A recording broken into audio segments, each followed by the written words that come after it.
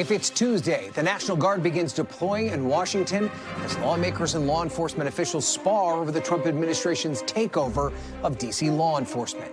Plus, Democrats struggled to unify around a response to the president's actions as lawmakers walk a tightrope of looking tough on Trump, but not soft on crime. And President Trump claims his tariff agenda has no impact on inflation and picks a longtime critic of the agency in charge of key economic data to lead it, as it releases new data showing prices ticked up in July.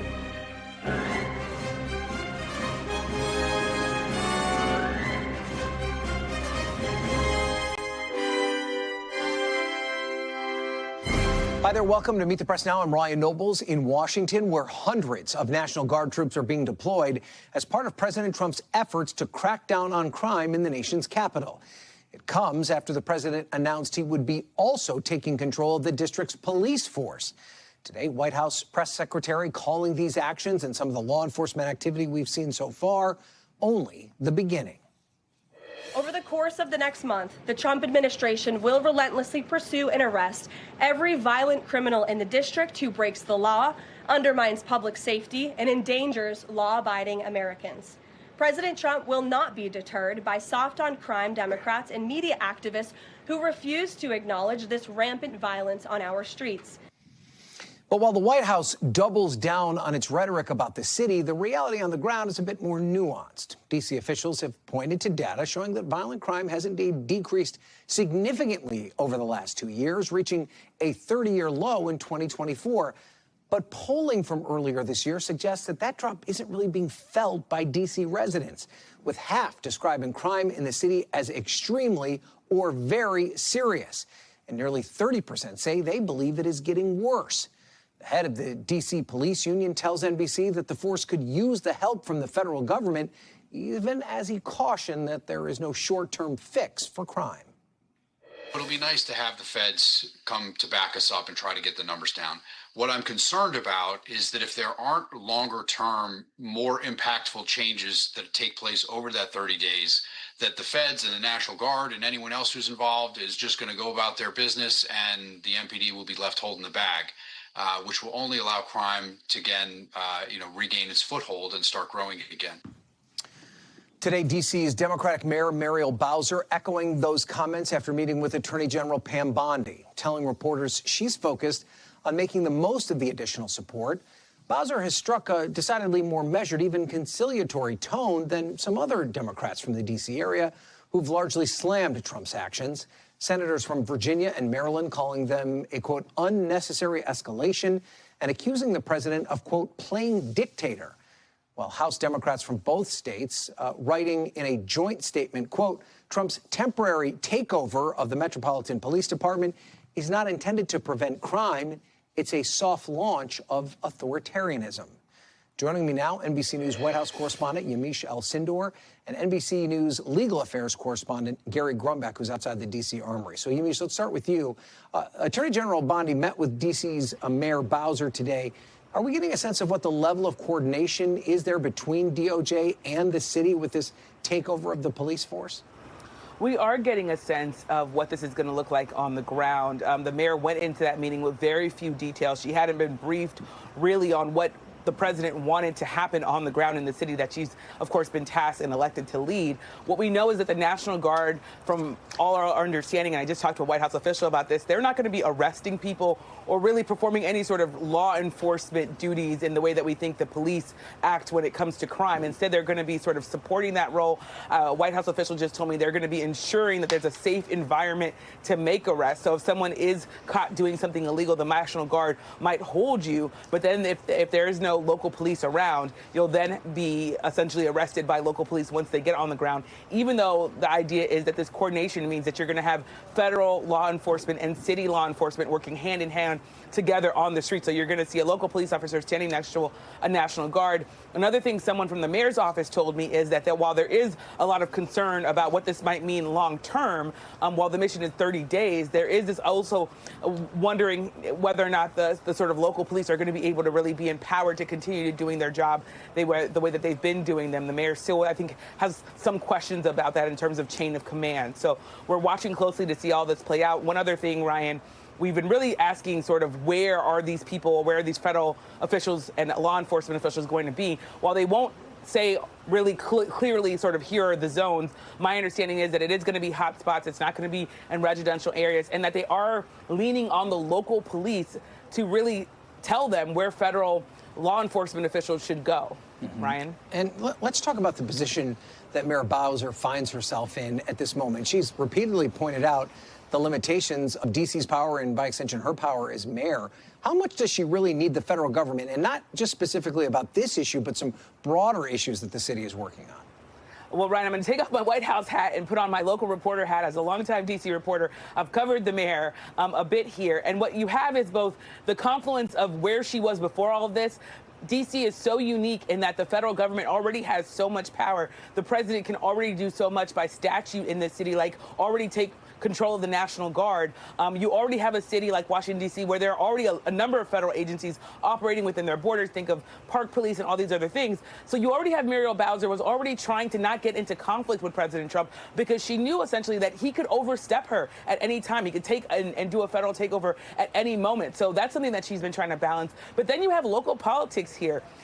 Maybe people don't know, but the Commanders, the football team that Washington, D.C. cheers for, except for my husband, who's an Eagles fan, the Commanders, they're looking for a new stadium. And the mayor has essentially brokered this deal and gotten the city council behind it to bring the Commanders back into the city right now. I think they gather in Virginia for training, and then they have their games in Maryland. She wants to bring at least the games to D.C. So she's hoping that the president gets behind that. So that's something that the mayor's also trying to get behind while she's dealing with, of course, this law enforcement issue as well, Ryan. Okay, and of course, that armory where the National Guard is gathering right outside of RFK Stadium, where that new stadium is scheduled to go.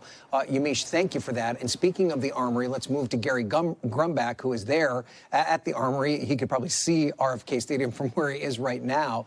Gary, what more do we know about this National Guard deployment? And do we have any more of a sense of how the chain of command will work in conjunction with the other agencies on the ground?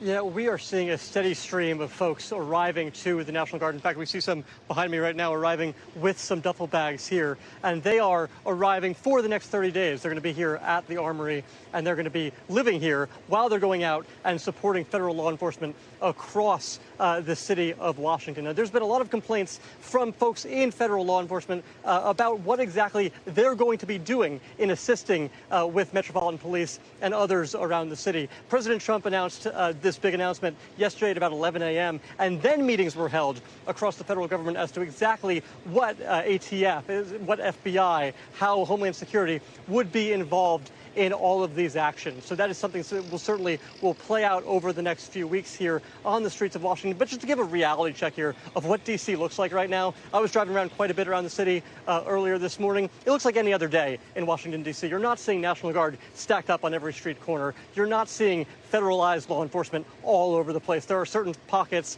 Union Station, the big train station here in Washington, some of the other big social hangouts where there are some individuals from federal law enforcement that are certainly based, but that's not on every street corner, and that's certainly not what we're seeing. Plus, I think it's important to note here, Ryan, as putting on a local news reporter hat as well, some of the biggest issues with crime in Washington, D.C. are not happening right next to the Washington Monument, but they're happening in some of the more residential areas of the city. Ryan? And it's our understanding that the Guard really doesn't have any enforcement power, right?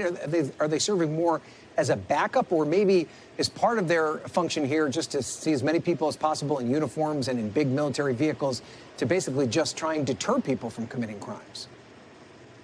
I think it's a little bit of both there, Ryan. I think what we saw in Los Angeles with those immigration protests and the California National Guard that was put out there, it's a lot what we're going to see here. They're certainly going to be there assisting with law enforcement. They're going to be helping with crowd control if that's necessary. Right now, that's not necessary. They're going to be helping with perimeter control around federal buildings if that's necessary. Right now, that does not appear to be necessary. But they're certainly going to be available should that happen. And there's 800 of them that are arriving to the Armory behind me to help make that happen. Ryan. Okay, Gary Grumbach on the ground outside the D.C. Armory. Gary, thanks for that. Let's bring in now the chair of the D.C. City Council, Phil Mendelson, to talk more about this.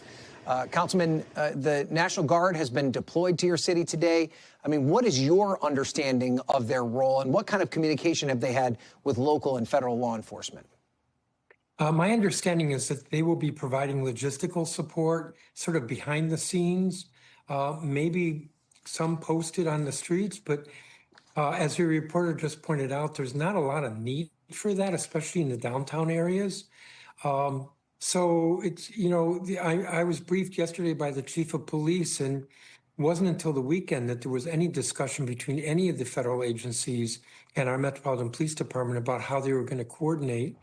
And it's interesting that even though this is supposedly a takeover of our local law enforcement, it's actually they're looking to our local police department for guidance on how to be helpful. The D.C. Council yesterday released a statement saying that this is, quote, a manufactured intrusion, and that calling in the Guard was unnecessary. But I want you to take a listen to what one D.C. resident told me early this morning about the National Guard deployment, and then you can respond. Take a listen. Sure. I think they are here because the D.C. Council failed us. I think it's time, instead of looking at the D.C. National Guard, that we look at the D.C. Council and say, do your job. We are here because they wrote laws that told juveniles to go misbehave. So instead of pointing fingers at the National Guard, it's time to point fingers at the D.C. Council and say, do your job, write the laws, hold people accountable, and then we aren't going to be where we are today. What's your response to her and to some other residents who have similar frustrations, particularly about juvenile crime and dealing with that? Well, there certainly are some residents who are disgruntled with local government, but the reality is that crime is the lowest it has been this century. Crime this year is down, violent crime is down 26% compared to last year. If you look at violent crime over the last 10 years, it's down 43%. There were 3,469 violent crimes committed last year. That's 3,469 individuals, victims who have really bad stories to tell, no question about it. But overall, we are reducing crime, and this city is not the pandemic of rampant lawlessness, which is what the president said in his announcement yesterday. It's a false narrative. It's a manufactured crisis. I think it's because he can do here what he can't do in California or any other state because of our unique relationship. And so he is doing here, or trying to do here, what he tried to do in California, bring out the National Guard, and also to so-called federalize our police force. I understand the president's rhetoric aside and how he can often be overblown when he tries to latch onto an issue. And I understand where you're coming from when it comes to these statistics. But these are average, everyday Washington, D.C. residents. This woman that I talked to this morning is a Democrat, and she doesn't feel safe right now. I mean, what do you say to those folks who you can read the statistics to them over and over again, but they still don't have a sense of safety in their city? And what can you do to make sure that the trend line that you're working on in terms of those crime statistics continues to go down, but at the same time gives a sense of security to the people you represent? Well, that trend line is going down. Now, I live in the city and I feel safe in the city, but I get it that there are some who don't feel safe. And that is a duty of government to address that and try to make folks feel safe or safer. I don't know anything about this individual, whether she was victimized or whether she knows someone who was, and maybe not. But, you know, when it comes to crime, there is how people perceive and what the reality is. And perception is clearly a challenge, and we need to make folks feel safer. The president's rhetoric, though, makes the challenge harder for us. If the president of the United States stands at a podium and says that Washington, D.C. is lawless, then we have to spend our time talking about statistics, which is kind of boring. But the fact is we are not lawless. Now, she was criticizing the council. The fact is that the council just strengthened our juvenile curfew law a month ago. We have passed two major crime bills that everybody has complimented, that have strengthened some crimes and also made it easier to hold individuals and juveniles pending trial. These are actions that the council has taken in the last 2 years. to actually make our laws tougher and enable our police to be able to do more. There are other issues that are making crime fighting difficult, such as we have judicial vacancies that we are relying on the federal government to appoint. And the fact that there is a large number of cases, arrests that the police make that the U.S. attorney declines to prosecute. Changing those dynamics will actually help us with fighting crime. And then finally, the Attorney General and the mayor met today.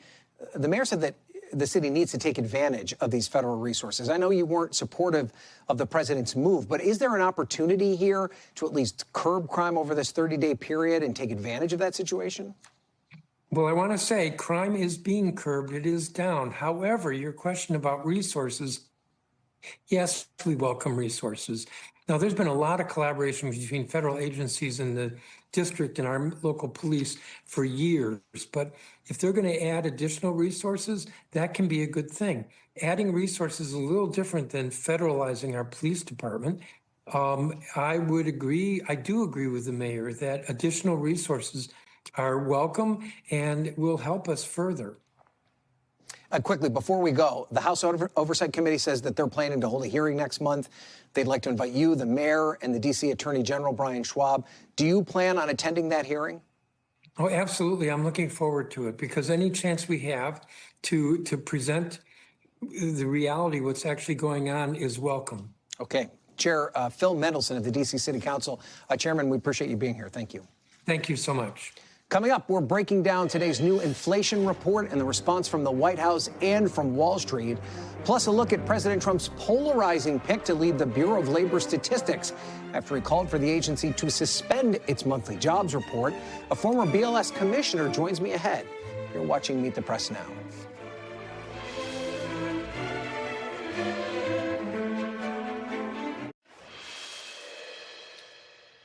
Welcome back. Turning now to the economy. New inflation data out today shows that the Trump administration's sweeping new tariffs aren't yet having a major effect on prices, but they are having some effect.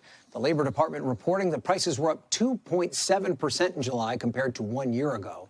Core inflation, which excludes more volatile food and energy prices, climbed to 3.1% overall. Prices, though, have been slowly ticking up. Wall Street liked the numbers, though, with stocks rising on the hope that inflation is low enough that it won't disrupt the Federal Reserve's plans to cut rates. Some economists, meanwhile, worry that today's CPI numbers may be among the last reliable reports from the Bureau of Labor Statistics, with President Trump announcing last night that he's planning to nominate E.J. Antoni, chief economist at a conservative think tank and a longtime critic of the BLS, to lead that agency. In an interview with Fox Business just before Trump picked him, Antoni called for a temporary suspension of the agency's monthly job numbers, which, of course, follows the president's baseless claims that the numbers were being rigged to make him look bad. NBC News business and data correspondent Brian Chung joins me now. So, Brian, what do these numbers tell us about the state of the economy and what impacts, if any, that tariffs have had on inflation? Yeah, certainly there are so many undercurrents to these Bureau of Labor Statistics reports for all the reasons that you just outlined. But if we just kind of strip out the economic implications of everything, the numbers that we got this morning show that prices in America are rising, and they're rising at a rate of 2.7%. That's how much prices rose in July of this year compared to July of last year. And you can see that is going in the opposite direction of where we want it to. We want inflation to go down, and it was doing that at the beginning of this year. It's kind of going the other way. Now, here's the interesting thing about this report is that really the categories that we experience the most closely in terms of, we might notice price increases in food, energy, and also the cost of just putting a roof over your head, rent, and also mortgage payments. They look pretty good in this report. These are monthly changes that you're looking at. Food prices basically went sideways between June and July. Energy costs even went down by 1.1%. Shelter costs basically staying in the same pace of 0.2%.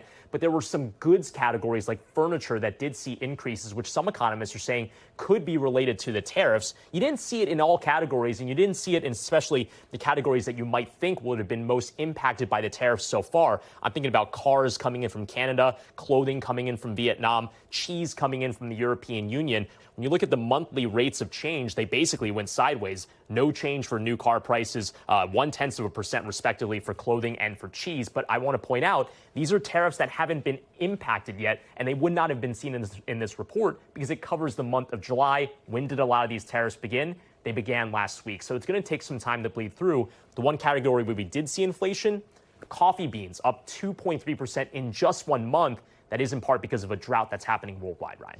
So let's talk now about the revenue this is bringing into the government. The government revenue rose nearly $28 billion last month. Do we have any idea who's absorbing that cost?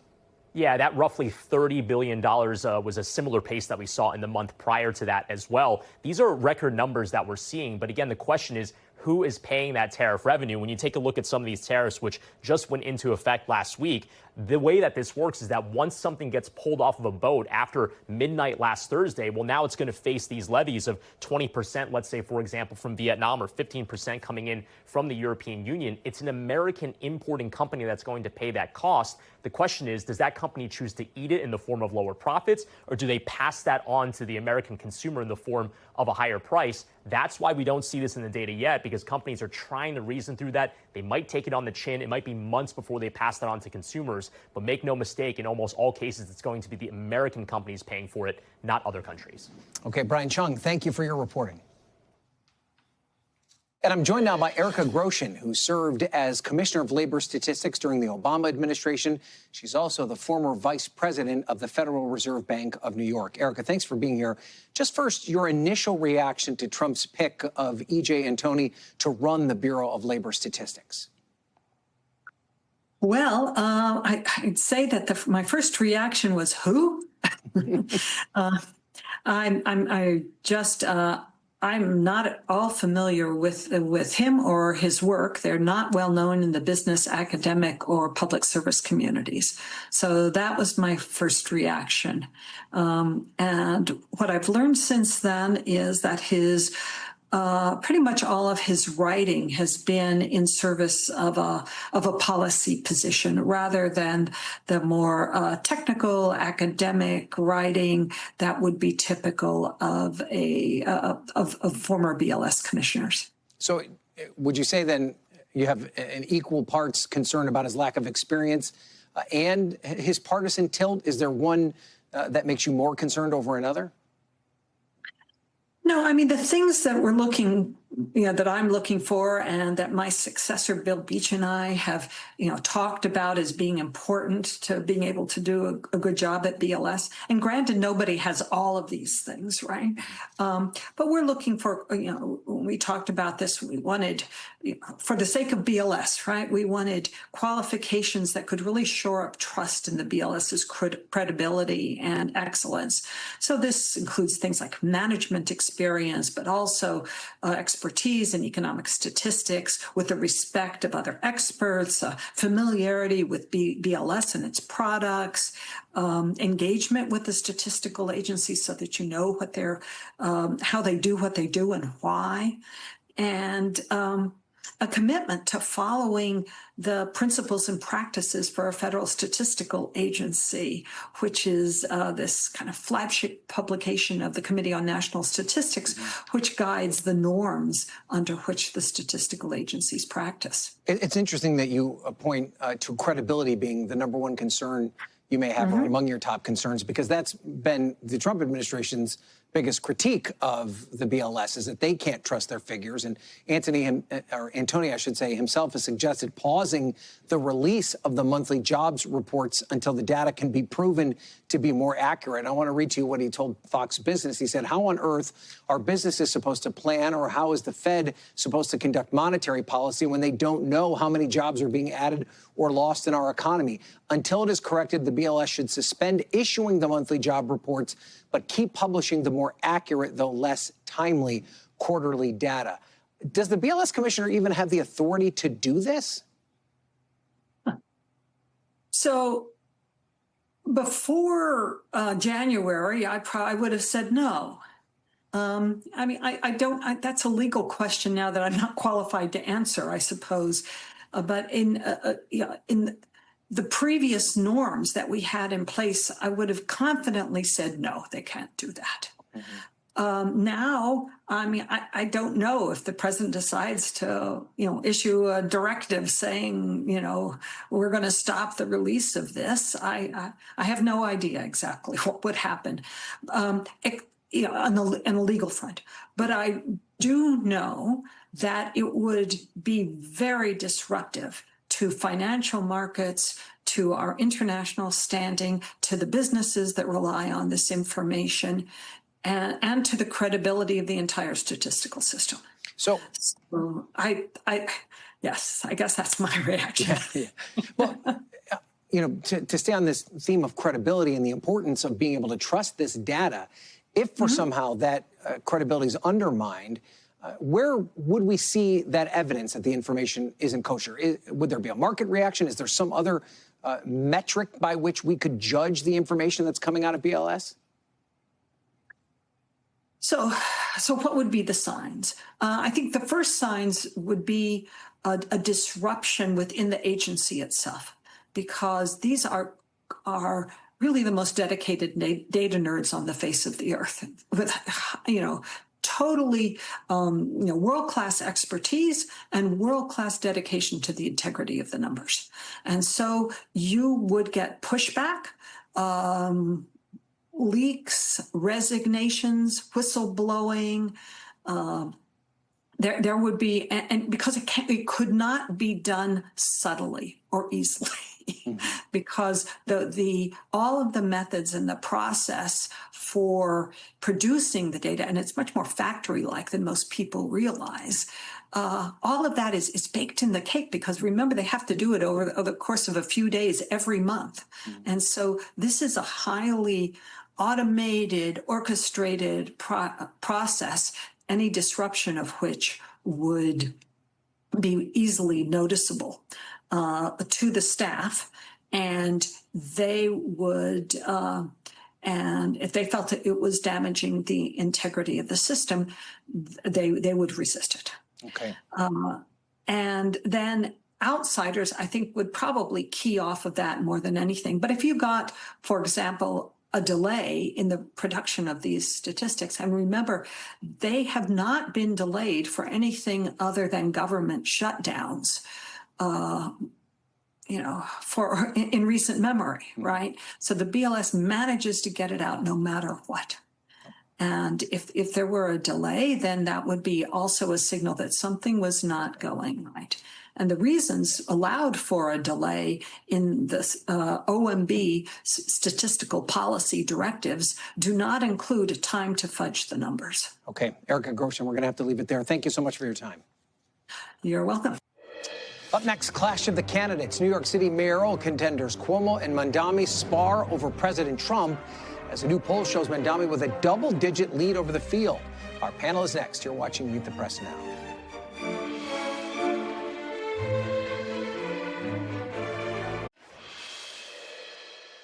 Welcome back. Democrats are responding to President Trump's deployment of National Guard troops to Washington, D.C., and his threat to target other major cities, but they don't appear to have one unified message.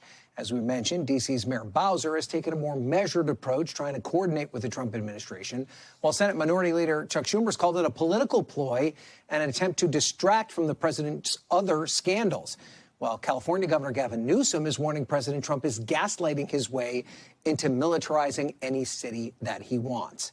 Joining me now to talk about all this is our panel. Julia Manchester is the national political reporter at The Hill, Cornell Belcher, Democratic strategist and an NBC News political analyst, and Stephen Hayes, the editor and CEO of The Dispatch, and he's also an NBC News contributor. So, Julia, let's talk about this interesting dynamic that Mayor Bowser finds herself in the president's response to all of this. Why do you think President Trump has decided now is the time to tackle what he thinks is a real crime problem here in D.C.? Well, the timing of this is obviously a huge part of it. It comes as we've had less than desirable economic numbers come out, as the Trump administration is really trying to tout economic growth under his administration. We've seen that inflation remain pretty steady today. We've seen roughly 100,000 jobs were added in July, so not as positive as Republicans want. And on top top of that, you also have the Epstein files plaguing the Trump administration. President Trump asked about that constantly. So I think what you're seeing, and what a lot of Democrats I talk to tell me, is that President Trump is going to a safe issue for Republicans, and that is crime and law and order.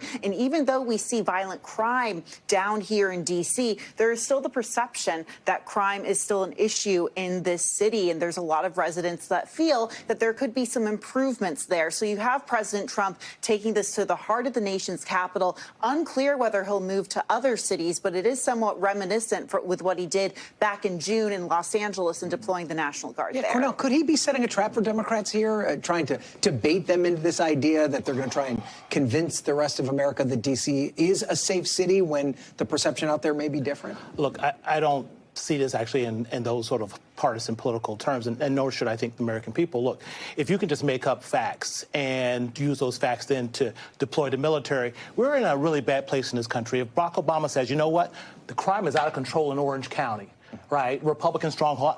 Orange County is out of control. Just making up facts and figures and then deploying the military, it's a real problem. But to your point, look, the president's approval number is at 37. And this is, unfortunately, the oldest trick in the political book. It's from a dark, ugly, historical well. Where there's a problem, you can always scapegoat. And look, what's a scapegoat? Black city, black crime. It is just that simple, right? It is a classic scapegoat issue. If you look at last time he deployed military, it was underwater 13 points when he deployed last disapproval of deploying it, underwater 25 points among independents.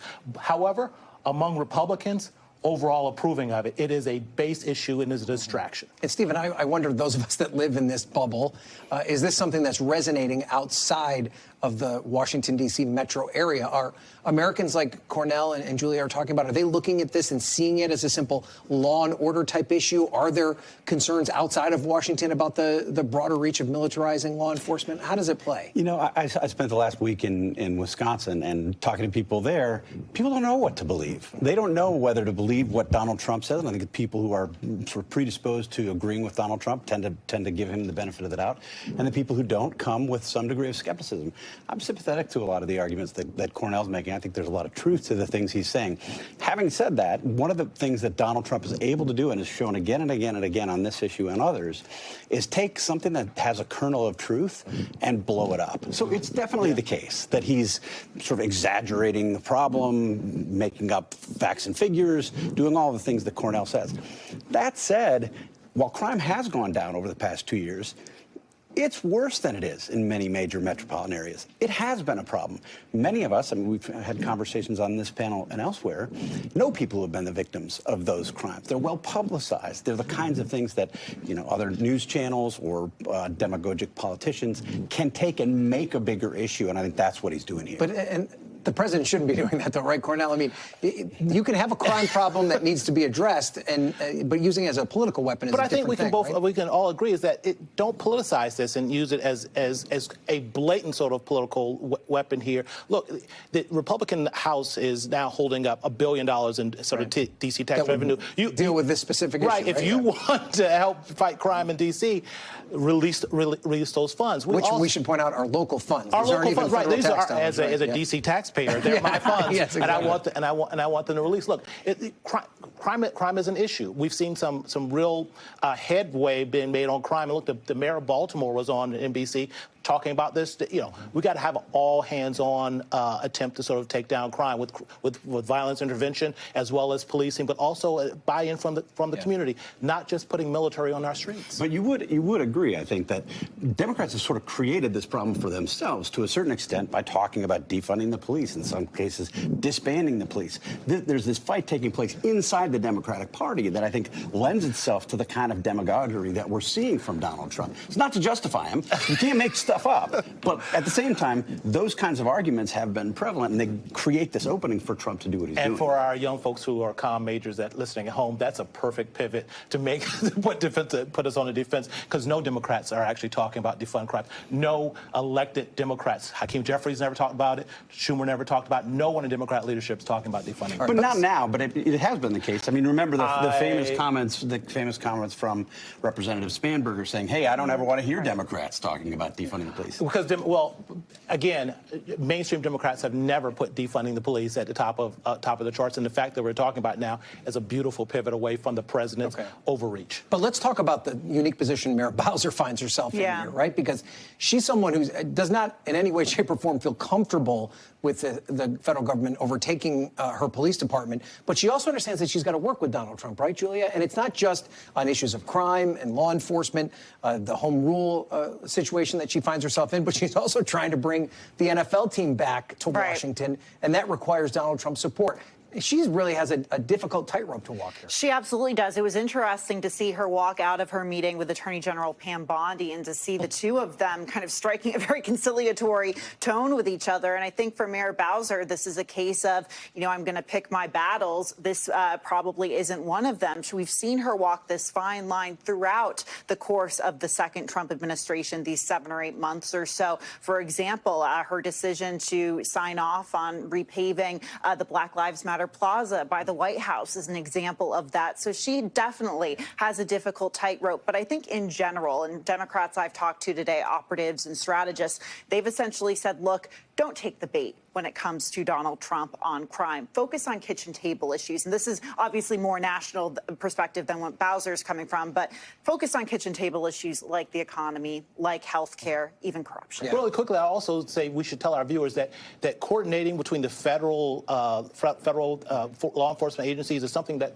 Bowser and D.C. government always has to do. Yeah, every day. Absolutely. So this is actually having an impact on the New York City mayor's race, if we can make this more Enniasella corridor than we already have. But this is what Andrew Cuomo posted on X yesterday. What you're seeing in D.C. today is exactly what will happen if Zohran Mamdani becomes mayor. Trump will flatten him like a pancake. And he goes into saying about how he's going to send the National Guard into other states, and New York City can't afford a rookie who needs on-the-job training. Is this a good line of attack for Cuomo? I mean, look, I'm sympathetic to the substantive line of attack that he's using on the front runner, but he's using it on the front runner because he's the front runner. I mean, this is Andrew Cuomo trying to erase a double-digit, a significant, almost 20-point lead in the polls that Mamdani has, and he's doing this. He's suggesting that Donald Trump is going to come and intervene. He's attacking him on rent-stabilized, rent-controlled apartments. He's trying to make news and be tough and be the fighter that he really wasn't in the primary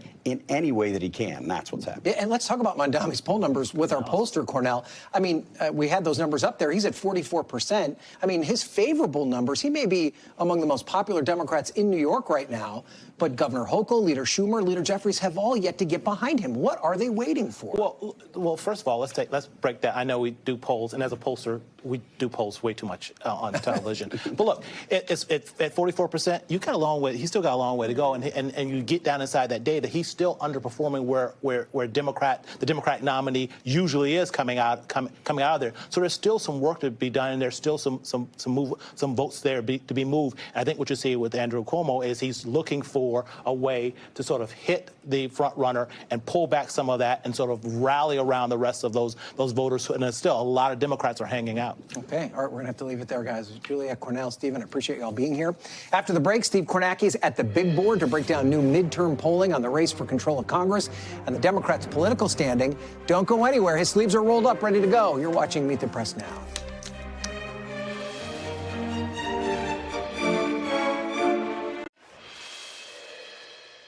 Welcome back. The 2026 midterms can't come soon enough for Democrats looking to get back some power in Washington, and the historical odds look to be in their favor. The last 3 times a new president took over the party out of power, flipped the House control in the subsequent midterm elections. But Democrats are going to have to overcome some major headwinds as their party's brand struggles with voters. Joining me now at the big board, he is my NBC News colleague, Steve Kornacki. Steve, I'd say there's some good and bad news in recent polls for Democrats. Take us into these numbers. Yeah, Ryan, I guess the word that comes to mind is contradictory, a contradictory set of numbers here, at least on the surface. Let's show you what we mean here. So this is the image of the Democratic Party right now compared to the Republican Party. And you can see, first of all, look at this, positive for the Democrats, 22, for the Republicans, 36. This is from CNBC's latest poll. This is something that we were finding in our own NBC poll at the start of this year, the start of the second Trump term. Democrats much less popular, more unpopular than Republicans. And again, at 22% positive, 55% negative, you're looking at some of the worst numbers the Democratic Party has had in terms of its image in decades. So this is about as bad as it's gotten for the Democrats. And yet, when I say contradictory numbers, this is what I mean. From this new CNBC poll, they asked about which party you'd like to see control Congress after the 26 midterms. And lo and behold, the Democrats are ahead here. They're ahead by 5 points. So the party has not been this unpopular in decades, and yet is 5 points ahead on the generic congressional ballot. Is that contradictory? Is that possible? How could that be? We'll dive inside the numbers, and this starts to give you a window into it. So first of all, we're taking a look here at Republicans. Republicans' view of their own party. This is what you normally expect. It's overwhelmingly positive. About 3 in 4 Republicans with a positive view of the Republican Party, single digits negative. There are some neutral. Now take a look at Democrats here. Totally different story. Totally atypical story. We're not used to seeing voters feel this way about their own party. Less than half of Democrats have a positive view of the Democratic Party.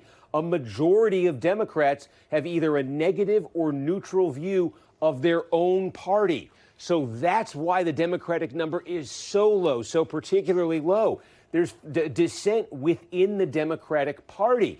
But the key for Democrats right now, when you look at that generic ballot number I just showed you, is these are not voters. These voters who are dissatisfied with the Democratic Party, they're not defecting when it comes to the midterm election, at least not right now. Again, let's show you.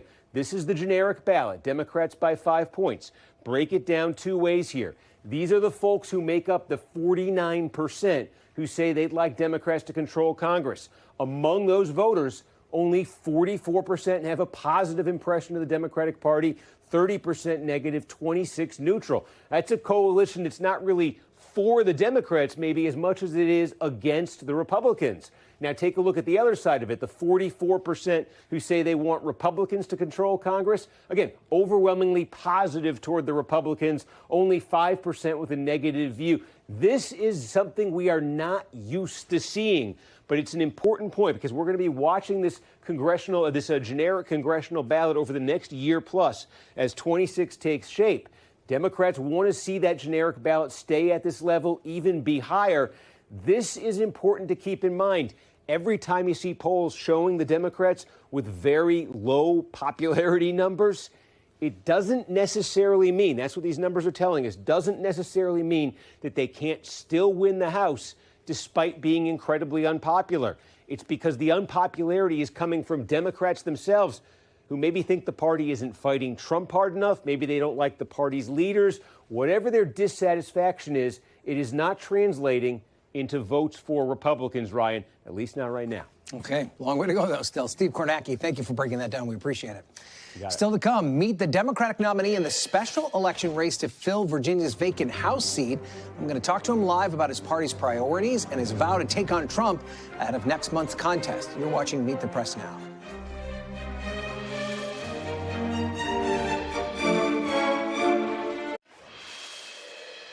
Welcome back. It may be the heat of summer, but in just a few weeks, voters in Northern Virginia will go to the polls to fill the seat vacated when longtime Virginia Democratic Congressman Jerry Connolly died earlier this year from esophageal cancer. The field is already set for the September 9th race, with former Connolly Chief of Staff and Fairfax County Supervisor James Walkinshaw taking on former FBI agent and think tank staffer Stuart Winston. We're joined now by the Democratic nominee in Virginia's 11th congressional district, James Walkinshaw. So, Supervisor Walkinshaw, I want to start with the president's announcement yesterday and the deployment of National Guard personnel in Washington. I know a lot of people in your district work in D.C. A recent Washington Post poll had 50% of D.C.'s residents rating crime as an extremely or very serious problem. Are folks in your district welcoming this crackdown? What's their response? I don't think folks in Northern Virginia are welcoming the crackdown. I mean, look, I think it is not a coincidence that this announcement was made the same day that we learned that inflation is on the rise and prices are rising because of Trump's tariff policies and so-called big, beautiful bill. I think it's another attempt to distract from the Trump administration's failures to address the real issues that are facing folks across this country, which is rising prices. So if you were in Congress right now, how would you be responding to this move by the president? Well, I'd be doing what I've done today, which is speak out against it, highlight the flaws. Look, we need our DEA agents doing their work to prevent fentanyl from getting into our communities across this country. We don't need them standing on the mall taking pictures with tourists, which is what the Trump administration has them doing now. It makes no sense. And with respect to the D.C. National Guard, who are highly professional, highly trained, we now know that President Trump knows how to call out the National Guard. He should have done it on January 6, 2021, when one of the most significant crimes in D.C. history took place. Unfortunately, President Trump pardoned all the criminals who participated in that crime. You're a former congressional staffer, so I do want to talk about the politics of this situation. For as long as I've been covering politics, Republicans have gone to great pains to paint Democrats as soft on crime. Now, despite some of these recent figures in major U.S. cities, are you concerned at all about the optics nationally, about pushing back against what Republicans are painting as an anti-crime effort? Well, look, I serve on the Fairfax County Board of Supervisors, and we're very proud of the fact that we are the safest large jurisdiction in the United States of America with the lowest violent crime rate. And that's a result of decades of leadership from Democrats like myself and Jerry Connolly and others. So Democrats know how to keep crime down. It means investing in our police departments, investing in our communities, building partnerships across our communities. That's how you keep crime rates low. And it's also a fact that there are dozens of Republican members of Congress who represent districts where the violent crime rates are as high or higher than that of Washington, D.C. right now. So as this situation unfolds in Washington, the delegate in Congress right now is Eleanor Holmes Norton. She took office in 1991. She says she plans to run for re-election next year. She'll be 89 years old. Do you think right now that she's capable of giving the people of the district the representation they deserve right now? Ryan, that'll be up to her and the people of the District of Columbia. I look forward to connecting with her and engaging with her if I'm successful in this special election on September 9th, and maybe I'll have additional thoughts on it at that point. Okay, let's talk now about the circumstances about your upcoming election. You're replacing Jerry Connolly. He sadly died of cancer earlier this year at the age of 75. Looking forward to the midterms, should Democratic groups and voters consider the health of candidates before backing them? Absolutely. I think that is a fair thing for voters to consider. And just with respect to Jerry Connolly, before the November 2024 election, he was in great health. As you know, he learned of his cancer diagnosis right after the election. And sometimes circumstances like that happen. It could happen to me. I'm 42 years old. I hope not. But I think absolutely voters should consider candidates' health, among other attributes, and make the right decision for their district. You may have heard our conversation with Steve Kornacki before you came on. He showed us some new numbers from CNBC that had just 22% of people nationwide with a positive opinion of the Democratic Party. How do you explain that? I think Steve did a great job of laying it out. I watched the segment. A lot of that is driven by Democratic voters who, support our policies, say they're going to vote for Democrats in the midterms, but are frustrated by the fact that they don't see enough opposition to Trump in Washington. And, I experienced that in the 11th district that I'm running to represent. We have 80,000 federal workers who are uniquely under attack by Trump and the Trump administration. And they want to see Democrats standing up and fighting. I think the midterm elections provide us with an opportunity as Democrats to lay out a coherent national agenda of what we will do if we take control of Congress in January 2027. To that point, I want to put up something that New Jersey's Democratic Senator Cory Booker told the Wall Street Journal. He said, the Democratic Party and Americans writ large have to find better ways to stand up and fight. You seem to be agreeing with that statement, but tangibly, what does that look like? What does standing up and fighting mean? Well, one, I want to acknowledge that there are a lot of Democrats in Congress doing it. And over the course of my campaign, I laid out a three-step process of what I hope to do if I'm elected: investigate, litigate, and mobilize. I think Democrats in Congress can be even more aggressive in launching investigations into the corruption, the wrongdoing, the incompetence of the Trump administration. I think we can do more to support the hundreds of lawsuits across the country that are at times slowing down some of the most egregious abuses of the Trump administration. And most importantly, we need to be helping to mobilize the resistance in our community, work with the hundreds of thousands of people who are organizing to stand up and speak out against what the Trump administration is doing. Okay, we have less than 30 seconds. What should be H.R. 1 if you're elected and the Democrats take over the House in 2027? Well, for me, Ryan, I'm running to represent Northern Virginia, and H.R. 1 will be to delete DOGE, defund DOGE. The last thing we need to do is make DOGE permanent. It's hurting not just our community, it's hurting the federal government's ability to accomplish its mission across the country. We saw that in the wake of the floods in Texas. We've seen VA clinics not being able to serve veterans, so we need to end DOGE. All right, James Walkinshaw, thank you so much for your time, and we're going to invite your opponent on as well. We're back tomorrow with more Meet the Press Now, but here's Hallie Jackson with more news right now. We thank you for watching, and remember, stay updated on breaking news and top stories on the NBC News app or watch live on our YouTube channel.